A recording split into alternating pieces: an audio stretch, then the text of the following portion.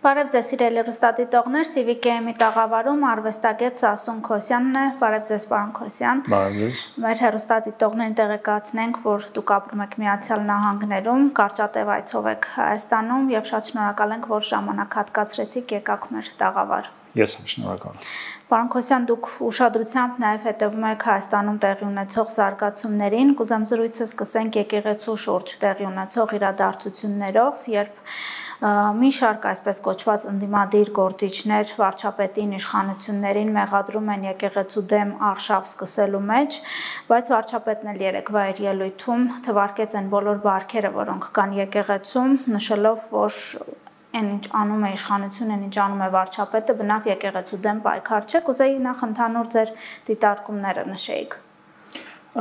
Այո, ես լիովին համաձայն եմ, որ դա եկեղեցու դեմ չէ, հատկապես երբ տեսնում ենք, որ անկախ այս օրերին տեղի ունեցածից վարչապետը որքան կրոնական հոգևոր հակումներ ունի, նա մշտապես սաղմոսներ ասում եւ այլն, այսինքն նա չի կարող դեմ լինել եկեղեցուն, որպես այդպեսին, որպես եկեղեցու հավատարիմ հետևորդ։ Ուրեմն ինչ է տեղի ունենում։ Տեղի ունենում պարզ լուստրացիա։ Մենք հիմա ապրում ենք 21-րդ դարում եւ հնարավոր չէ թաքցնել եկեղեցու, այսպես ասած, կեղտոտ սպիտակեղենը այլևս։ Եվ դա ոչ միայն եկեղեցու կրոնի հոգևոր աշխարհի հետ կապված խնդիր է, այլ նաև, քանի որ եկեղեցին որոշել է մտնել քաղաքականություն, դա այլևս ազգային հարց է, պետականության, անկախության, մեր սուվերենիտետի հարց է, քանի որ եկեղեցին ունի հստակ պրոռուսական կողմնորոշում եւ ոչ անկախ Հայաստանի ջատագով է, ցավոք սրտի։ Հիմա այս եկեղեցու ներքին խնդիրները նախ դրանք պետք է վաղուց լուծված լինեին։ Մենք միջին դարերում չենք ապրում, որտեղ կարող է լինել ավտոկրատ եկեղեցու առաջնորդ եւ իր ցուցումներով բոլորը սովորական քահանաները, թե եպիսկոպոսները շարժվեն, այդպես չէ, այդպես չի կարելի ունենալ հայ առաքելական եկեղեցի։ Եվ ժամանակը եկել է դա մաքրելու։ Իսկ մաքրելը պետք է սկսվի ամենավերևից։ Եթե ամենավերևում սկսած կաթողիկոսի պաշտոնը զբաղեցնող անձից թքած ունեն եկեղեցական կանոնների վրա, նրանք չեն կարող ղեկավարել եկեղեցին։ Շատ պարզ իրողություն է եւ պետք է եկեղեցու ղեկավարություն սկսել այդ փոփոխությունները։ Տեսեք, վարչապետը երեք նշեց օրինակ, որ կաթողիկոսի եղբայրը KGB-ի գործակալական ցանց ունի։ Մենք շատ ենք խոսել այս մասին, ընդհանրապես Ռուսաստանի ազդեցության մասին մեր եկեղեցու վրա։ Դուք արդյոք կարծում եք, որ հիմնական խնդիրը նաև հենց այդ ազդեցությունն է, որից տարիներ շարունակ մեր եկեղեցին մայրաթոռը կաթողիկոսի իր եղբոր նաև գլխավորությամբ մենք չկարողացանք ազատել։ Այո, կա եւ դա եւ նյութական շահագրգռվածությունը։ Կաթողիկոսը ինքը նյութապաշ մարդ է, նա հոգևոր ոչինչ չունի, միայն մակերեսովորեն է նա հոգևոր, ցուցադրական, եւ նույնն էլ նրա եղբայրը, այսինքն նրանց կապում է նյութական շահը, Ռուսաստանի հետ կապերը եւ Ռուսաստանում միգուցե նյութական շահերը եւ այդ ամենով հանդերձ դա դեմ է Հայաստանի եւ պետականությանը եւ ժողովրդավարությանը եւ ցավն այն է, որ փոխանակ եկեղեցին մնա իր տիրույթում եւ պարզապես գոյատևի իրենց վարկու բարքով նրանք ընդհակառակը կարծես թե գրոհում են Հայաստանի պետականությունը, փորձելով մտնել եւ ներքաղաքական կյանք եւ արտաքին քաղաքական ամբիցիաներ ունեն, այսինքն այցելություններ Բելարուս եւ այլն, այսինքն նրանք թքած ունեն, նրանք ասելով ես նկատի ունեմ միայն եկեղեցու վերնախավը։ Նրանք թքած ունեն Հայաստանի պետության վրա եւ իշխանության, ժողովրդի կողմից ընտրված իշխանության վրա։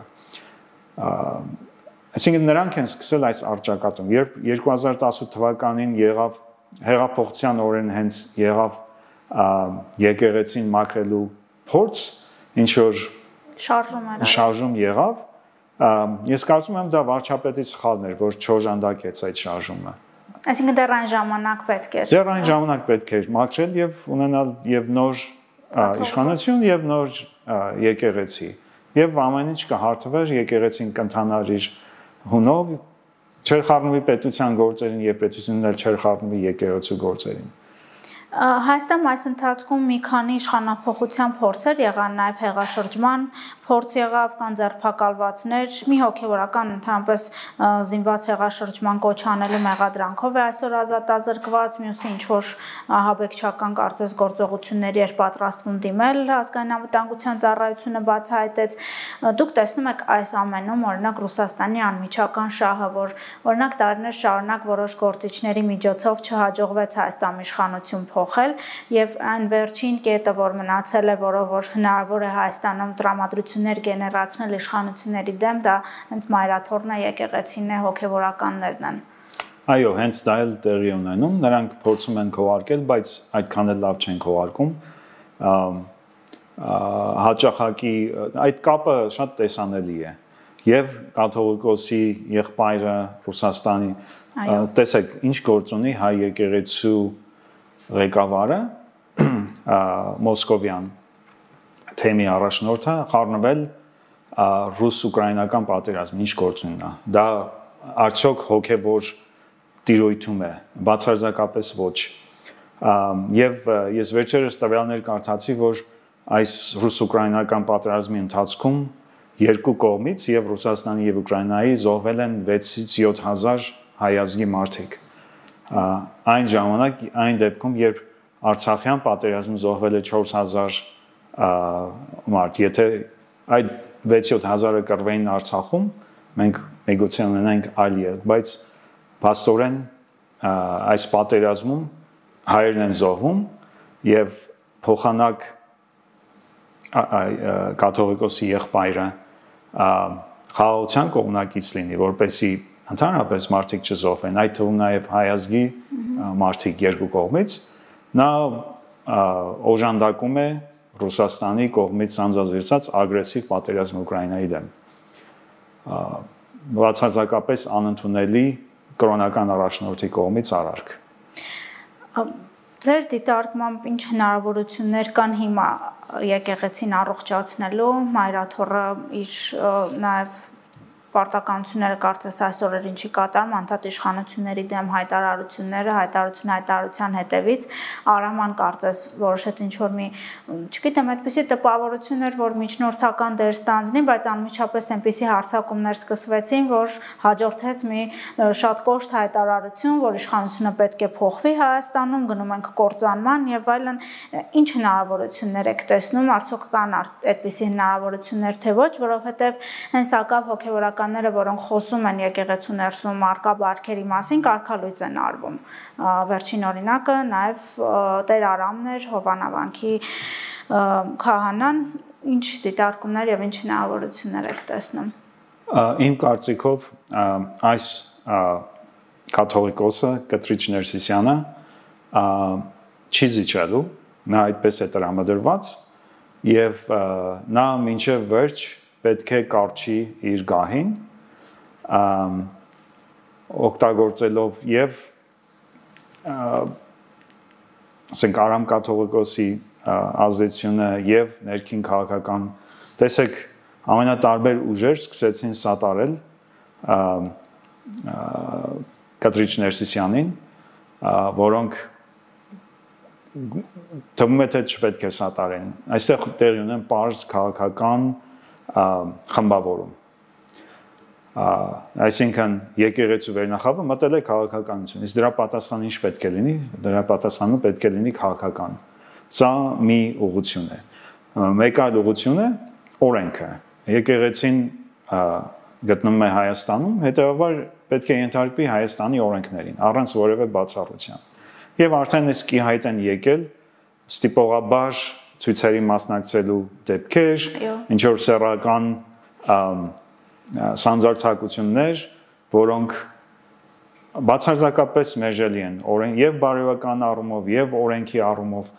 եւ այստեղ պետք է օրենքը գործի։ Ես զարմանում եմ, թե ինչու է օրենքը դանդաղ գործում։ Եղավ հաղորդում, որ կաթողիկոսը ստիպել է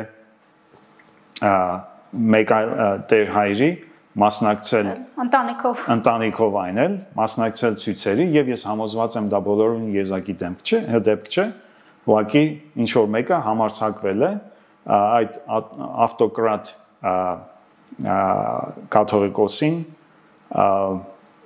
այդ մասին բարձրաձայնել։ Այստեղ պետք է օրենքը անմիջապես գործի եւ նախ քննի ամենայն լրջությամբ եւ համապատասխան որոշումներ կայացնի, անկախ նրանից կաթողիկոս է թե եպիսկոպոս է թե սովորական քահանա, եթե ապօրինություն է տեղունցել, պետք է ունենա համապատասխան վերաբերմունք օրենքի կողմից։ Բայց բոլոր այն մարդիկ, ովքեր խոսում են այս ամենի մասին, ովքեր նույնիսկ հաղորդում են ներկայացնում դատախազություն, համարվում են գործ տվողներ, համարվում են Հայաստանի սուրբ արժեքները վիրավորող մարդիկ, համարվում են, չգիտեմ,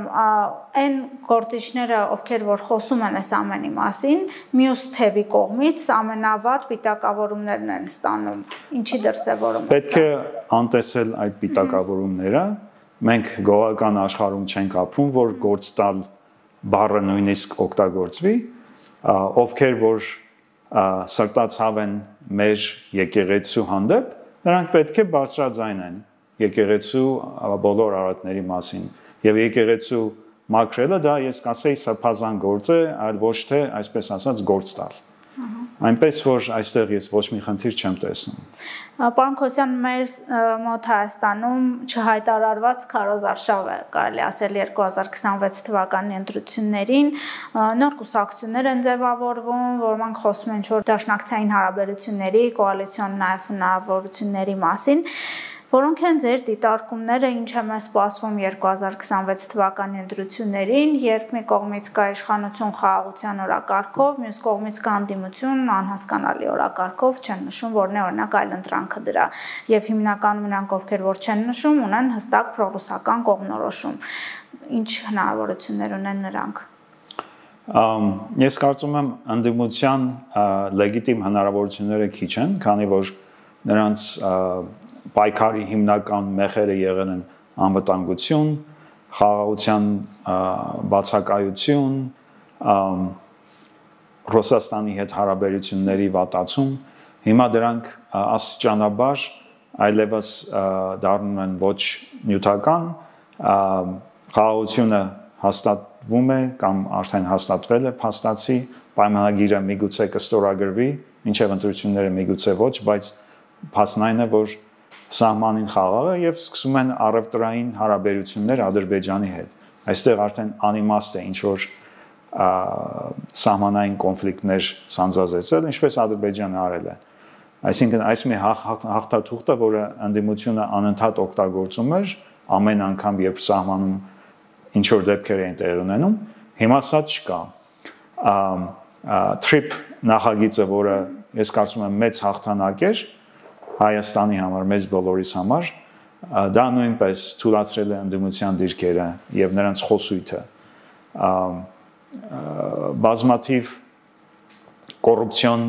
գործարքներ, ապօրինի գույքի վերադարձ, այդ ամենը ընթացքի մեջ է եւ դա նախընտրական խոստում է, որ այս իշխանությունները կատարում, միգուցե թերություններով, միգուցե ոչ այն արագությամբ, որ մենք բոլորս կուզենայինք, իսկ ընդդիմությունը պետք է նրանց հիմնական խաղաքարտը պետք է լինի Արցախի կորուստը։ Դա փաստ է, որ մենք կորցրել ենք Արցախը, բայց պարզ է, որ սա եղել է հենց իրենց ջատագոված Ռուսաստանի շնորհիվ կամ Ռուսաստանի մեղքով, որ փաստացի Արցախը այլևս մերը չէր 44-օրյա պատերազմից հետո, դա դարձավ Ռուսաստան, քանի որ Ռուսաստանն էր այլևս պահում այն եւ պարզվեց որ ոչ այնքան լավ էր պահում եւ հետո հանձնեցին Ադրբեջանը։ Հիմա նրանց փաստարկները, որ ինչու է Ռուսաստանի հետ հարաբերությունները վատացնում, դրանք շատ թույլ փաստարկներ են։ Ռուսաստանն է վատացրել հարաբերությունները։ Հայաստանի հետ այո։ Եվ այն բոլոր նոր անդիմադիր ուժերը կամ անձինք, ասենք Արման Թաթոյան, էլի ուրիշները, որոնք փորձում են իրենց հեռու պահել նախկին երկու ղեկավարներից, բայց այնուամենայնիվ առիթներ են լինում, որ նրանք կրկին բարձ է, որ նրանք միասին են, ըստ էության նրանք միասին են, քանի որ նրանց մեսեջներն են նույնը եւ կապերը կան, այսինքն մենք գործ ունենք նույն հին այդ երկու իշխանությունների հետ կապված ընդդիմության հետ։ Իդեպ մեկ անգամ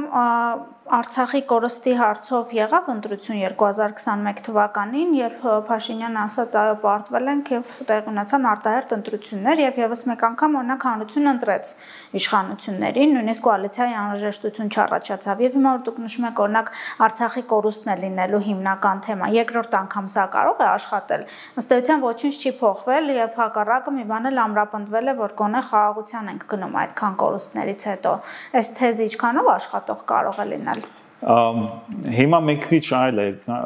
նախկինում գոնե Արցախում կային հայ բնակիչներ, բայց հիմա բացարձակապես երևի մի 20 հոգի է մնացել, այսինքն նոր իրավիճակ է եւ ոչ ոք նույնիսկ ամենաբար երևակայության տեր մարդիկ չեն տեսնում հնարավորություն հայերի վերադարձի համար մոտ ապագայում։ Այսինքն դա արդեն ընդունված փաստ է, մենք մաքսիմում կարող ենք ակնկալել, որ ինչ որ պայմաններ կարող են ստեղծվել հայերի արժանապատիվ վերադարձի համար եւ բայց ինքնավարություն եւ որևէ կարգավիճակ չի կարող լինել, բարձր որ չի կարող։ Պարոն Քոսյան, ձեր կարծիքով 2026 թվականի ընտրություններին հնարավորություն կլինի այս խաղաղության օրակարգը հասցնել մեր հանրությանը, շատ է վարչապետը խոսում այն մասին, որ խաղաղությունը արդեն հաստատված է, մենք դրա պտուղները տեսնում ենք, Ալիևի վերջին հայտարարությունը օրինակ եւս մեկ քայլ էր կարելի ասել այս ուղղությամբ, որ երեք խոսեց Ցորենի մասին, նաև ղազախական Ադրբեջան տարածքով եկող, հնարավոր է արդյոք այս բոլոր օրինակ դրական կողմերը խաղաղության այս ամիսների ընթացքում հասցնել հանրությանը, չնայած ընդդիմության այս բոլոր նարատիվներին, որ սա շատ թույլ խաղաղություն է, որ սա մեզ չի բերելու վերջնական խաղաղություն, որ Ադրբեջանի ձգտումները բոլորովին այլ են։ Ես չեմ կարծում, որ դա դժվար է։ Հանրությունը համոզում է, խաղաղությունը դա պատերազմի բացակայությունն է եւ կարիք չկա բացատրելու։ Այստեղ կարիք կա ապագայի անորոշությունները վերացնելու եւ դա TRIP նախագիծը, ճանապարհների բացումը մոտակա ամիսներին կարծում եմ կլինեն նոր առաջընթացներ Թուրքիայի սահմանը կարող է բացվել եւ փաստացի առևտրային հարաբերությունները տեսնելով արդեն կարիք էլ չի լինի բացատրելու, մարդիկ տեսնում են, որ այս գետնի վրա ինչ որ փոփոխություններ լինեն, քանի որ TRIP-ից խոսեցիք, դուք էլ Միացյալ Նահանգներում եք ապրում, նույն Թրամփի մասին են շատ խոսակցություններ, որ նա Հայաստանի անունը լավ չի հիշում, տեսնում եք անընդհատ այս դիտարկումները, որ հետևողական չի լինի այս հարցում, որ իրեն պետք է Նոբելյան մրցանակ ստանալ, բայց դա էլ կարծես այս անգամ չհաջողվեց։ Ինչքանով հետևողական կլինի Թրամփը այս հարցում եւ ինչու պետք է հետևողական լինի նաև։ Դե տեսեք, այստեղ նախ Թրամփի անունները մոռանալու մասին նա նույնիսկ իր առաջին նախագահության ժամանակ անընդհատ մոռանում էր իր իսկ ադմինիստրացիայի անդամների անունները, շփոթում էր։ Հիմա վերջերս նա շփոթեց Իրանի եւ Հնդկաստանի անունները, այսինքն կապ չունի մեծ երկիր է, փոքր երկիր է, կարևոր անձ է, ոչ կարևոր անձ է, նա պարզապես իր տարիքի բերումով շփոթում է, մոռանում է անունները։ Այստեղ ես խնդիր չեմ տեսնում։ Ինչ վերաբերում է արդյոք նա հետևողական կլինի։ Կարծում եմ այո, որովհետև դա ոչ միայն Նոբելյան մրցանակի համար էր, այլ նաև Ամերիկայի շահի համար։ Տեսեք, TRIP-ի շնորհիվ Միացյալ Նահանգները հաստատում են ներկայություն մեր տարածաշրջանում շատ կարևոր ներկայություն։ Եվ դա եւ վերահսկողությունը Չինաստանի նկատմամբ, քանի որ Չինաստանի բեռների մի մասը գալու է այդ ճանապարհով։ Միգուցե փոքր մասը, բայց մի մասը գալու է այդ ճանապարհով։ Եվ դա նաեւ վերահսկողություն է հաստատում Իրանի հետ, որտեղ անմիջապես Իրանի սահմանի հետ է, չնայած ռազմական ոչ մի տարր չկա։ Եվ այդտեղ կա ֆինանսական շահը, որը Թրամփի համար շատ կարևոր է։ Միգուցե ամենակարևորը, որ այդ ճանապարհից նա ստանալու է իր շահաբաժինը։ Հայաստանը եւ Միացյալ Նահանգները կիսելու են, չգիտեմ, տոկոսներ ինչքան է լինելու, բայց երկուսն էլ շահույթ են ստանալու այդ անցուդարձից։ Այսինքն Նոբելյան մրցանակ հաջորդ տարի հույս ունեմ կստանա, բայց եթե նույնիսկ չստանա էլ, այդտեղ կա հստակ Ամերիկայի շահը եւ եթե Հայաստանը գտնվի հետևողական այդ ծրագիրը լիովին իրականացնելու, ապա ես ոչ մի խնդիր չեմ տեսնում այդտեղ։ Հայաստանը կարծես ունի այդ հետաքրքրությունը, շահագրգռվածությունը, այստեղ մնում է Ադրբեջանը, որ հանկարծ չփոշմանի, մեր փորձագետները նշում են, որ օրինակ ինքը արդեն փոշմանել է, որովհետև մի իրավիճակում օրինակ երբ ինքը լարված հարաբերություններն է Ռուսաստանի հետ, հաջողվեց օրինակ այդ նախաստորագրումն ապահովել, բայց երբ օրինակ այդ հարաբերությունները լավանան ու հիմա կարծես փոքր դրական տեղաշարժ կա, հնարավոր է հանգամանքների բերումով փոշմանի, կարծում եք կլինի այդպես։ Ես կարծում եմ, որ դա իրական ռիսկ է, բայց ոչ մոտակա 3 տարին ընթացքում, քանի դեռ Թրամփը նախագահ է, Ալիևը ռիսկ չի անի հետ կանգնել այդ ծրագրից։ Եվ մենք պետք է օգտագործենք այս ժամանակը դա իրապես իրացնելու, ճանապարհը կառուցելու, երկաթգիծը կառուցելու, խողովակաշարժ, գազատար եւ այլն եւ այլն։ Եվ երբ դրանք իրականություն կդառնան, արդեն շատ ավելի դժվար կլինի Ալիևի համար հետ կանգնել այդ ամեն ինչից։ Կուզեի ձեզ հետ քննարկենք նաև 4-րդ հանրապետության գաղափարը, որ վարչապետը համաժողովի ընթացքում խոսեց, հիմա նշում է, որ այն արդեն կա, պետք չի նոր ստեղծել, 4-րդ հանրապետությունը արդեն առկա է, 3-րդը հիմնված էր կոնֆլիկտի տրամաբանության վրա, իսկ մենք այդ կոնֆլիկտը այլևս չունենք։ Սփյուռքում ընդհանրապես ինչ դիտարկումներ ունեն սրա մասին։ Ես որքանով որ տեղյակ եմ, Սփյուռքում առանձնապես չի քննարկվում, բայց անձամբ իմ կարծիքը այն է, որ միգուցե կարիք չկար, ինչ որ 3-րդ, 4-րդ հանրապետություն, Հայաստանը հարմարվում է ստեղծված իրավիճակին, աշխարհաքաղաքական իրավիճակին եւ համապատասխան քայլեր անում, իմ կարծիքով ճիշտ քայլեր։ Եվ դա է տեղ ունեցածը։ Կարիք չկա դա բրենդավորել որպես 4-րդ հանրապետություն, այսինքն ոչ ոք չի ուզում պատերազմ ունենալ, հիմա պատերազմն ավարտվել է, խաղաղություն է։ Կարող է լինել 3-րդ հանրապետությունը։ Ես չեմ տեսնում որևէ էական կարևորություն, որ մենք անպայման պետք է դա վերանվանենք որպես 4-րդ հանրապետություն։ Բայց նաև չի խանգարում, պարզապես կարիքը չկա իմ կարծիքով։ Իսկ ինչու է արվում ձեր կարծիքով, ինչու է պետք իշխանություններին դա։ Երևի ավելի ձեռքբերումները ավելի ամրագրելու եւ այսպես մի գեղեցիկ անուն տալու համար, որ 4-րդ հանրապետությունը եւ դրա մեջ մտնում են խաղաղությունը, նոր դաշնակիցներ, անկախ արտաքին քաղաքականություն եւ այլն եւ այլն։ Այդ ամբողջը մի փաթեթ, որպես մի փաթեթ ներկայացում է որպես 4-րդ հանրապետություն։ Իմ մոտ այդ տպավորությունն է։ Իսկ Սփյուռքում ընդհանրապես ընդունում են խաղաղության այս գաղափարը, որովհետև տարիներ շարունակ Սփյուռքում գտնվող մեր հայրենակիցները առաջնային են համարել ցեղասպանության հարցի ճանաչումը, ընդհանրապես դա ինչ-որ ինքնության հարց է նաև եղել մեր հայրենակիցների համար, ու հիմա երբ սա մեր արտաքին քաղաքական առաջնահերթությունը չի մոռացվում, բայց առաջնահերթություն էլ չենք սահմանում, երբ գնում ենք հարևանների հետ համակեցության սկզբունքով, երբ գնում ենք խաղաղության, ինչպես է սա ընկալվում, երբ օրինակ դաշնակցական կառույցները Սփյուռքում տարիներ շարունակ աշխատել են, մեծ գումարներ են նաև աշխատել հենց այս հարցերի շնորհիվ, ինչպես է սա ընդունվում։ Եթե մենք դիտարկում ենք Սփյուռքի այդ մի մասը, դաշնակցություն եւ դրա հետ կապված բոլոր կառույցները նրանք այդ հարցին բնականաբար շատ վատ են վերաբերում, քանի որ ցեղասպանությունը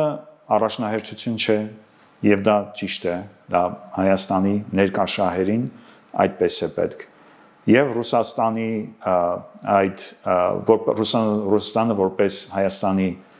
անվտանգության երաշխավոր, գլխավոր պարտներ եւ իրականում Ռուսաստանը որպես Հայաստանի տեր նրանք չեն կարող պատկերացնել, որ Հայաստանը կարող է այդպես գոյատևել, որը շատ հիվանդ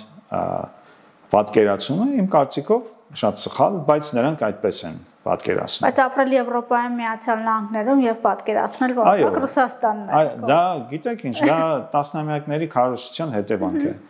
Մարդիկ կան երիտասարդներ, որ երբեք ոչ Հայաստանում են եղել, ոչ այլ երկրներում, ասենք Ամերիկայում են բնակվել իրենց ամբողջ կյանքում, բայց այդպես են նրանք դաստիարակվել, որ առանց Ռուսաստանի Հայաստանը չի կարող գոյություն ունենալ։ Դրա համար Ռուսաստանի շահերը այդքան կարևոր են դաշնակցության համար։ Դա ինչ որ մի սրբազան կովի նման բան է դաշնակցության համար Ռուսաստանը։ Բայց նրանք շատ հիասթափվելու են, որ շատ սխալ են եւ Հայաստանի շահերը ոտնահարել, հանուն Ռուսաստանի շահերի չի կարելի, դա պարզապես ապազգային է, դա պարզապես դավաճանություն է։ Այն ինչ որ նրանք անում են հետևականորեն։ Հիմա օրինակ ինչից են վախում էր տեղական ընդդիմությունը, որ անդադ ասում են Մոլդովայի սցենարն են փորձելու իրականացնել, այս վաղ ընտրություններից առաջ ամեն երկրորդի հայտարարությունը հենց սա է, որ հեսա մեր իշխանությունները Մոլդովայի սցենարն են իրականացնելու։ Դե նրանք վախենում են, որ կարող է թույլ չտան նրանց գրանցվել եւ չմասնակցել ընտրություններին։ Եվ կարծում եմ որոշ ուժերի հանդեպ հենց այդպես է պետք է անել վաղուց։ Բայց կտեսնենք իշխանությունները ինչ կորոշեն։ Չնայած այդ վախը այդքան էլ արդարացված չէ, որովհետեւ եթե նրանք գրանցվեն, միևնույն է պարտվելու են, այսինքն հույսները ինչի վրա են դրել։ Նրանք կարող են ոչ լեգիտիմ ճանապարհներով փորձել իշխանությունը վերցնել։ Հիբրիդային պատերազմի եւ այլ զարտուղի ճանապարհներով կարող են իշխանությունը վերցնել։ Այդպիսի շանսեր կան։ Գյումրու տարբերակը, որ կարծես բոլորը այդ մասին են խոսում, Քոչարյանն էր ասում, որ շատ լավ կլինի այդ սցենարը իրականացնել։ Որ տարբերակ։ Գյումրու, որ մի քանի ուժեր իրար միանան ու իշխանություն վերցնեն, հնարավոր է համապետականին։ Ես կարծում եմ դա շատ հնարավոր էր մինչև թրիփա, բայց թրիփից հետո էլի հնարավոր է, բայց քիչ հավանական։ Եթե իշխանությունը մեծ սխալներ թույլ չտա, դա տեղի չի ունենալու։ Իսկ Գյումրի օրինակը ինչ ցույց տվեց հենց գյումրեցիների համար, նկատի ունեմ նաև այն, որ ընտրեցին մի մարդու, հետ բերեցին մի մարդու, որը փաստորեն ոչ մի նախկին բարգից չի հրաժարվել ու հենց իր կաբինետում կարող է օրինակ կաշառք վերցնել ու ձերբակալվել։ Դե գիտեք ինչ կա, այդ հին ուժերը, հին դեմքերը կարծես թմրամոլի նման լինեն, այսինքն եթե ամբողջ կյանքում կաշառք են վերցրել, նրանք չեն կարող առանց կաշառքի ապրել։ Իսկ ինչու դա տեղի ունեցավ Գյումրիում, որովհետև Գյումրին հատկապես այդ պրոռուսական կողմնորոշումը հատկապես շեշտված է Գյումրիում, ռուսական բազայի հետ կապված եւ նաեւ մենք չենք կարող ասել, որ այդտեղ արդար ընտրություններ են տեղի ունեցել։ Պարզ է, որ այնտեղ ընտրակաշառքներ են բաժանվել, որոնք ցավոք սրտի իրավական համակարգը չի կարողացել կանխել։ Եվ դա էլի կարող է կրկնվել, ասենք համապետական ընտրություններում։ Այսինքն ամեն ինչ դեռևս հարթ չէ, կա հնարավորություն կա, որ այդ ուժերը, այսինքն երկու նախկին իշխանությունները, դրան ավելացրած Սամվել Կարապետյանի ուժը, եւ այլ մանր-մունր ուժեր կարող են այդպես ձայները տանել իրենց կողմը, հետո համախմբվել եւ ունենալ մեծամասնություն ազգային ժողովում։ Բացարձակը մեծամասնություն ամեն դեպքում չեմ կարծում, որ կարող են ունենալ, բայց կարող են ունենալ մեծամասնություն։ Իսկ այն ինչ-որ իրենք են առաջարկում, ինչքանով կգրավի մեր հանրությանը նոր դեմքեր, աշխատատեղեր, սոցիալական ծրագրեր, ինչ բանը կվերանորոգենք, գործարաններ կստեղծենք, սա կանենք, նա կանենք, այն մասայի, այն զանգվածի մոտ, որը օրինակ ինչ-որ հարցերում հիասթափված է իշխանություններից, գրավիչ կարող է լինել։ Այդ խոստումները արժանահավատ չեն։ Այսինքն մենք տեսանք հեծը ինչ վիճակում էր։ Ասենք մի պաստառ են կազմում, ոչ ոք ուշադրություն չի դարձնում տառասխալները պաստառի վրա եւ հեքիաթային խոստումները կրկեսի շենքը, որ ինչեւ հիմա չի շահագործված եւ ահա իշխանության համար սրանք պետք է լինեն քարոզության նյութեր, որ տեսեք նրանց ասածը եւ արածը, որքանով են համապատասխանում։ Աշխատանք պետք է իհարկե, բայց անդիմադիր ուժերը բոլորը ունեն շատ խոցելի կետեր։ Եթե իշխող ուժը սխալներ թույլ չտա, ապա նրանք չեն կարող հաղթել։ Շնորհակալություն պարոն Քոսյան, մեզ հյուրընկալվելու համար։ Մեր հեռուստադիտողներին հիշեցնեմ, որ CVKM-ի տաղավարում արվեստագետ Սասուն Քոսյանն էր, կհանդիպենք։ Չմոռանաք հավանել տեսանյութը եւ բաժանորդագրվել CVKM-ի YouTube-յան էջին։